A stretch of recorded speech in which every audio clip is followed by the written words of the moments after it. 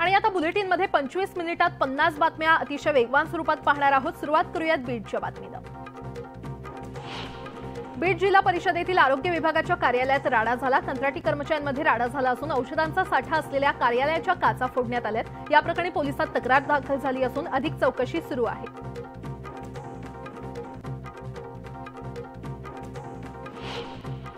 पालघरमध्ये धानिवरीतील मुंबई बडोदा महामार्ग प्रकल्पग्रस्तांची खासदार गावित यांनी भेट घेतली। भूसंपादन करताना अधिकाऱ्यांनी पेसा कायद्याचं उल्लंघन केलं असून दोषींवर कारवाईची मागणी गावित यांनी केली। दरम्यान आठवड्याभरात कारवाई न झाल्यास आंदोलनाचा इशारा त्यांनी दिलाय। संजय राऊत दिल्लीमध्ये दाखल झालेले आहेत। दिल्लीमध्ये ते जम्मू काश्मीरचे माजी राज्यपाल सत्यपाल मलिक यांची भेट घेण्याची शक्यता आहे। त्यामुळे ही भेट झाल्यामध्ये भेटी काय चर्चा होणार याकडे सगळ्यांचं लक्ष लागलंय।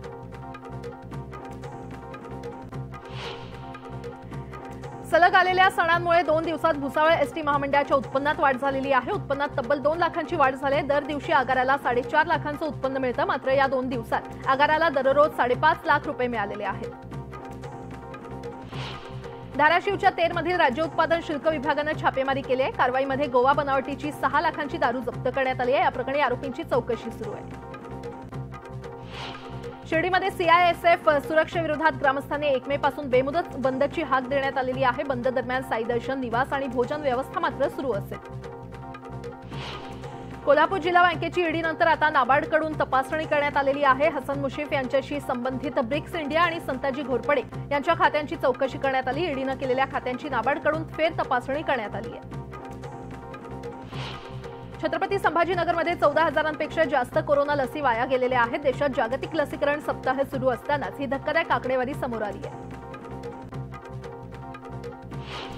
छत्रपती संभाजीनगर जिल्ह्याला अवकाळी पावसानं पुन्हा एकदा झोडपलंय। वादळी वाऱ्यासह झालेल्या पावसामुळे अनेक ठिकाणी झाडं उन्मळून पडलेत। या अवकाळी पावसाचा मिरची पिकावर मोठा परिणाम झाला असून कांदा, बाजरी, सूर्यफूल पिकाचं देखील नुकसान झालंय।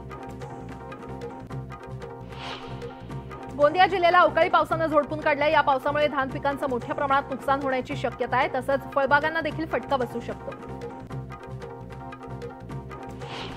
देशात जलसंवर्धनात महाराष्ट्रानं पहिला क्रमांक पटकावलाय। केंद्रीय जलशक्ती मंत्रालयानं देशातील जलाशयांच्या गणनेचा पहिला अहवाल जाहीर केलाय। सोलापूर जिल्हा मध्यवर्ती बँकेच्या संचालक मंडळानं बेकायदेशीर चुकीच्या पद्धतीनं कर्ज वाटप केल्यानं बँक आर्थिक अडचणीमध्ये आलेली आहे। 6 महिन्यांमध्ये जबाबदारी निश्चित करून संचालकांची चौकशी होणार असल्याची माहिती भाजप पुरस्कृत आमदार राऊत यांनी दिली आहे। रत्नागिरी जिल्ह्यातील केळशी रोवले परिसरात बॉक्साइड मायनिंग कंपनीनं शेतकऱ्यांची सहमती न घेता बेकायदेशीररित्या उत्खनन सुरू केल्यानं शेतकरी हैराण झालेत। लवकरात लवकर हे काम थांबवावं अशी मागणी पंचक्रोशीतील शेतकऱ्यांमधून केली जाते। हनुमानासारखी माझी छाती फाडून दाखवली तर विखे पाटील दिसतील। विखे पाटील मुख्यमंत्री काय त्यापेक्षा मोठे नेते व्हावेत असं मला वाटतं, पण त्यांना अडचण होईल असं मी बोलणार नाही असं वक्तव्य कृषी मंत्री अब्दुल सत्तार यांनी केलं। ते संभाजीनगर जिल्ह्यातील शिवना इथे आयोजित मेळाव्यात बोलत होते। बाळूमामा देवस्थानचा कार्यभार त्रिसदस्यीय प्रशासकीय समितीकडे सोपवण्यात आलेला आहे। सदस्यपदी धर्मादाय निरीक्षक MK नाईक आणि धर्मादाय निरीक्षकपदी सत्यनारायण शेण यांची नेमणूक करण्यात आलेली आहे। छत्रपती संभाजीनगर जिल्ह्यातील बिडकीन पोलीस ठाणे हद्दीतील इमामपूरवाडी शिवारात 2 गटात तलवारी आणि कुऱ्हाडीनं हाणामारी झाली। या हाणामारीमध्ये 4 जण गंभीर जखमी झाले।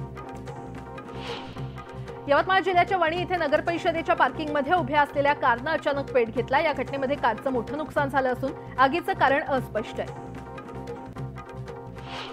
सोलापूरहून पुण्याकडे निघालेल्या आयशर टेम्पोमधून मोहोळ पोलिसांनी टेम्पोसह 47,40,00,000चा गुटखा पकडला। या प्रकरणी एका व्यक्तीला ताब्यात घेण्यात आले। मुंबईमध्ये जोगेश्वरीतील श्यामनगर पोलीस चौकीवर स्थानिक आमदार रवींद्र वायकर यांचे पोस्टर लावण्यात आलेले आहेत। ही चौकी वायकर यांच्या आमदार निधीतून उभारण्यात आली आहे। यावरून मनसेच्या नितीन गावडेंनी आक्षेप घेतलाय। न्याय मागण्यासाठी जाणाऱ्यांवर लोकप्रतिनिधींकडून दडपण आणलं जात असल्याचं त्यांचं म्हणणं आहे। धुळे सोलापूर राष्ट्रीय महामार्गावरील कन्नड तालुक्यातील टापरगाव इथल्या पुलावरून चालकाचा ताबा सुटल्यानं मिरचीचा मालवाहू ट्रक पुलावरून नदीपात्रात कोसळला। यामध्ये वाहन आणि वाहक चालक जखमी झालेले आहेत। सोलापूर शास्त्रीनगर परिसरात मोकाट कुत्र्यांनी उच्छाद मांडलाय। गेल्या 8 दिवसात 30 पेक्षा जास्त व्यक्तींना कुत्र्यांनी चावा घेतलाय। रत्नागिरी जिल्ह्यातील पाचपंढरी गावातील रस्ता रुंद होणार आहे। अतिवृष्टी काळात समुद्राच्या उधाणानं रस्ता खचल्यानं अपघात होण्याचा धोका निर्माण झाला होता आणि त्यामुळे हा निर्णय घेण्यात आलाय। मुंबईमध्ये खास करून फोर्ट आणि मरीन ड्राईव्ह परिसरात देश-विदेशातून पर्यटक येतात आणि त्यामुळे या परिसराचं मुंबई महापालिका सौंदर्यीकरण करणार आहे। या परिसराचा अभ्यास, आराखडा आणि निविदा प्रक्रिया पूर्ण करून 3 ते 4 महिन्यात सौंदर्यीकरण केलं जाणार आहे। माथेरानच्या ट्राय ट्रेनला जोडलेल्या एसी डब्याकडे प्रवाशांनी पाठ फिरवलेली आहे। ट्रॉय ट्रेनच्या या एसी कोचला 2.5 महिन्यात एकदाही बुकिंग मिळालेलं नाहीये। लोअर परेल पूल जुलैपर्यंत पूर्ण होणार असल्याची माहिती पालिकेनं दिलेली आहे। डिलाइट रोडच्या बाजूचं काम पूर्ण होण्यासाठी जुलै महिना उजाडणार आहे, तर मे अखेरीस गणपतराव कदम मार्गाकडील बाजू सुरू करण्यात येणार आहे। मुंबईतल्या कोस्टल रोड प्रकल्पातील दुसरा बोगदा खणण्याच्या कामात विलंब लागतोय। दुसरा बोगदा खणताना मशीनमध्ये आलेल्या तांत्रिक अडचणीमुळे विलंब होत असल्याची माहिती पालिकेनं दिली आहे। कोल्हापूर जिल्ह्यातील गडहिंग्लज तालुक्यातील लिंगनूर दुमाला परिसरात मानवी वस्तीत हत्तीचा वावर दिसून आला। जवळच्या जंगलातून हा हत्ती गावात दाखल झाला। या प्रकारानं परिसरात भीतीचं वातावरण पसरलं असून वन विभागानं गस्त घालण्याची मागणी केली आहे। भुसावळ कृषी उत्पन्न बाजार समिती निवडणुकीचा प्रचार रंगात आलेला आहे। आघाडी विरुद्ध भाजप असा सामना रंगलाय। माजी मंत्री एकनाथ खडसे आणि माजी आमदार संतोष चौधरी हे दोघे पहिल्यांदाच एकत्र आलेत, तर भाजपचे आमदार संजय सावकारे हे देखील दोघांविरुद्ध शह ठोकून मैदानात उतरले। बासू रिफायनरी विरोधक आणि प्रशासनामध्ये आज बैठक होणार आहे। या बैठकीनंतर आंदोलनाची पुढची दिशा ठरणार आहे, त्यामुळे या बैठकीत काय होतं हे पाहणं महत्त्वाचं असेल। ठाकरे गटाचे राजापूरचे आमदार राजन साळवी यांच्या सुरक्षेमध्ये वाढ करण्यात आलेली आहे। आमदार राजन साळवींनी ग्रीन रिफायनरीच्या बाजूने केलेल्या ट्विटमुळे रिफायनरीच्या विरोधात असणाऱ्या गावकऱ्यांनी तीव्र संताप व्यक्त केलाय आणि या सर्व घटनांनंतर रत्नागिरी पोलिसांनी राजन साळवी यांच्या सुरक्षेत वाढ केली आहे। खारघर घटना झाली आणि आपल्या पक्षाची बदनामी केली असा आरोप खासदार सुप्रिया सुळे यांनी केलाय। रोज आपल्या पक्षाबद्दल गॉसिप का सुरू आहे असा सवाल करताना दुसऱ्यांना आपल्या पक्षाची भीती असल्याचं देखील विधान त्यांनी केलं। भाकरी फिरवण्याची वेळ आता आली आहे, आता विलंब करून चालणार नाही असं सूचक विधान राष्ट्रवादी काँग्रेसचे अध्यक्ष शरद पवार यांनी केलंय। संघटनेच्या माध्यमातून योग्य ती संधी देऊन एक नवीन नेतृत्व तयार केलं जाईल असं देखील पवार म्हटले। मुंबईसह उपनगरात मोठा भ्रष्टाचार सुरू आहे असा आरोप राष्ट्रवादीचे नेते जितेंद्र आव्हाड यांनी केलाय। ठाण्यातून एक बोगदा केला जातोय, यासाठी 7,500 कोटी रुपयांचं टेंडर काढण्यात आलेलं आहे, मात्र मुळात हे इतक्या किमतीचं टेंडर नसल्याचं कंपन्यांनी सांगितलंय असं आव्हाड यांनी म्हटलंय। मुख्यमंत्री एकनाथ शिंदे हे गेले 3 दिवस साताऱ्यातील दरे या त्यांच्या गावी मुक्कामी होते, मात्र बुधवारी संध्याकाळी दरे येथून मुख्यमंत्री हेलिकॉप्टरनं मुंबईकडे रवाना झाले आणि यावेळी त्यांच्या कुटुंबियांच्या डोळ्यात पाणी पाहायला मिळालं। बारसू रिफायनरी प्रकल्पामुळे वातावरण तापलंय, अशात भाजप नेते निलेश राणे यांनी यावरून ठाकरे गटावर निशाणा साधलाय। ज्यांच्याकडे नाव नाही, पक्ष नाही, चिन्ह नाही, ते आंदोलकांच्या पाठीशी कोणता पक्ष उभा करणार असा सवाल निलेश राणे यांनी उपस्थित केलाय। नागपूरमध्ये नॅशनल कॅन्सर इन्स्टिट्यूट या अद्ययावत रुग्णालयाचं लोकार्पण सरसंघचालक डॉक्टर मोहन भागवत यांच्या हस्ते होणार आहे। या कार्यक्रमाला मुख्यमंत्री एकनाथ शिंदे, केंद्रीय मंत्री नितीन गडकरी आणि उपमुख्यमंत्री देवेंद्र फडणवीस उपस्थित असतील। चुकीच्या पद्धतीने कर्ज वाटप केल्याप्रकरणी सोलापूर डीसीसी बँक संचालकांची चौकशी केली जाणार आहे। आमदार राजेंद्र राऊत यांनी या संदर्भात माहिती दिली आहे। मुख्यमंत्र्यांकडून किसान सभेच्या लॉंग मार्चची दखल घेण्यात आलेली आहे। विखे पाटलांसह 3 मंत्री आंदोलकांची भेट घेऊन त्यांच्या मागण्यांसंदर्भात चर्चा करणार आहेत, त्यामुळे आज मोर्चा मागे घेतला जाण्याची शक्यता आहे। बाजारपेठेत काजू बी दरात मोठी घट झाली आहे, त्यामुळे हजारो टन माल पडून असल्यानं शेतकऱ्यांची चिंता वाढली आहे। राज्यात तुरीचे दर तेजीत आहेत। अकोल्यात तुरीला सर्वाधिक 8,900 रुपये इतका भाव मिळालाय, तर इतर बाजारपेठेमध्ये सरासरी 8,100 रुपये दर मिळतोय। भुसावळ तालुक्याला पावसानं झोडपून काढलंय। वेल्हाळा इथे जोरदार पाऊस झाला असून यामुळे नागरिकांच्या घरात पाणी शिरल्यानं लाखोंचं नुकसान झालंय, तर दुसरीकडे अवकाळी पावसाचा शेतीला देखील फटका बसलाय। भंडारा जिल्ह्यात वादळी वाऱ्यासह अवकाळी पाऊस आणि गारपिटीचा इशारा देण्यात आलेला आहे। जिल्ह्यामध्ये 2 मे पर्यंत येलो अलर्ट जारी करण्यात आलाय। यंदा अधूनमधून येणाऱ्या अवकाळी पावसामुळे भाजीपाला पीक घेणाऱ्या शेतकऱ्यांचं कंबरडं मोडलंय। जामनेर तालुक्यातील पाळधी परिसरात वादळी वाऱ्यासह पाऊस झाला, यामुळे घरांसह पिकांचं मोठं नुकसान झालंय। सोसाट्याच्या वाऱ्यासह झालेल्या गारपिटीनं केळी बागांचं नुकसान झालं असून प्रशासनानं तातडीनं पंचनामे करून मदत मिळवून देण्याची मागणी शेतकऱ्यांकडून होतीये। राज्यात अवकाळीनं 87,000 हेक्टरवरील पिकांचं नुकसान झालंय। 2 आठवड्यात फळ पिकांना सर्वाधिक फटका बसला असून नाशिक जिल्ह्यात कांदा, द्राक्ष, भाजीपाल्याचं मोठं नुकसान झालंय। मुंबई कृषी उत्पन्न बाजार समितीमध्ये कांद्याची आवक वाढली आहे। अवकाळी पावसामुळे 30 ते 40% कांदा भिजला असून त्याचा दर्जावर परिणाम झालेला आहे। त्यामुळे बाजारात 70 ते 80% हलक्या प्रतीचा कांदा दाखल होत असून दर गडगडलेले आहेत। कांदा बटाटा घाऊक बाजारात कांदा प्रति किलो 5 ते 10 रुपये दराने विक्री होतोय। बुलढाणा जिल्ह्यातल्या खामगाव आणि मोताळा तालुक्यात अवकाळी पावसासह गारपीट झाली आहे। यामुळे पिकांचं मोठं नुकसान झालं असून काही भागात झाडं देखील कोसळली आहेत। दरम्यान पुढील काही दिवस अवकाळी पाऊस कोसळण्याचा इशारा देण्यात आलाय।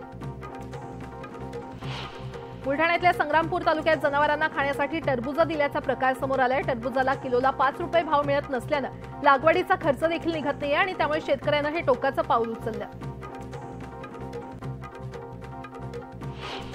पुणे शहरात आठवड्यातून एक दिवस पाणी कपात केल्यास काही भागात पुढच्या दिवशी पाणी पुरवठा विस्कळीत होतो। परिणामी पाणी वितरणातील तांत्रिक अडचणी दूर करण्यासाठी महानगरपालिकेनं 8 दिवसात उपाययोजना सादर कराव्यात। तोवर पाणी कपातीचा निर्णय पुढे ढकलण्याचा निर्णय घेण्यात आलाय।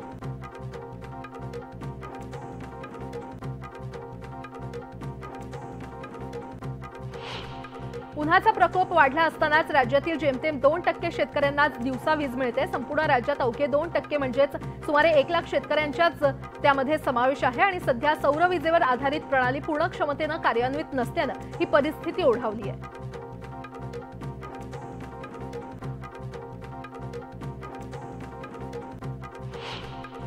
साखर कारखान्यांनी मार्जिन मनी लोनची परतफेड न करता सरकारचे तब्बल 551 कोटी रुपये थकवलेले आहेत। कर्ज थकवलेल्या काही कारखान्यांचे खासगीकरण झाले तर काही कारखाने बंद पडलेत। काही कारखाने राज्य बँकेने लिलावात काढल्यानंतर ते राजकारण्यांनीच विकत घेतलेले आहेत आणि त्यामुळे ही थकबाकी कशी वसूल करायची असा प्रश्न सरकारला पडलाय।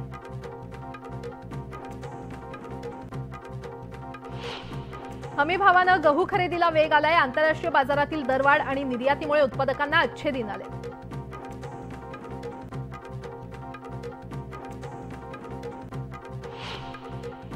राज्यातील बोगस शाळांविरोधात कारवाई करावी असे स्पष्ट निर्देश शिक्षण आयुक्तांनी सर्व शिक्षण अधिकाऱ्यांना दिलेले आहेत। कारवाईसाठी 30 एप्रिलपर्यंतचा अल्टिमेटम देण्यात आलेला आहे।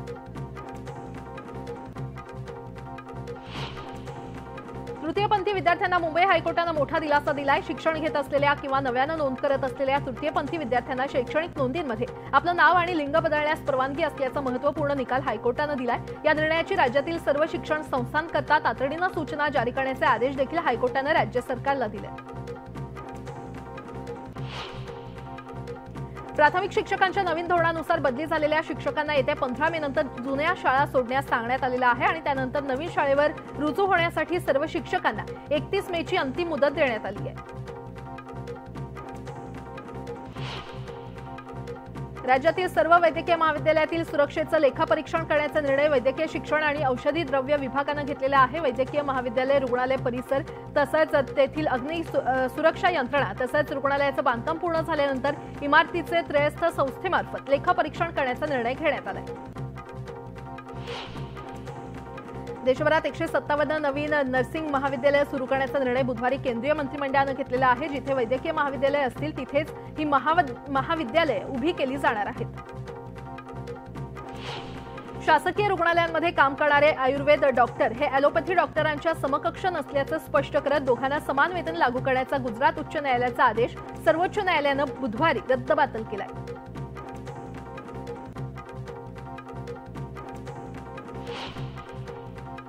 यासोबतच इतरही काही महत्त्वाच्या बातम्या आपण पाहणार आहोत। तुर्तास एक छोटासा ब्रेक पाहत रहा न्यूज 18 लोकमत।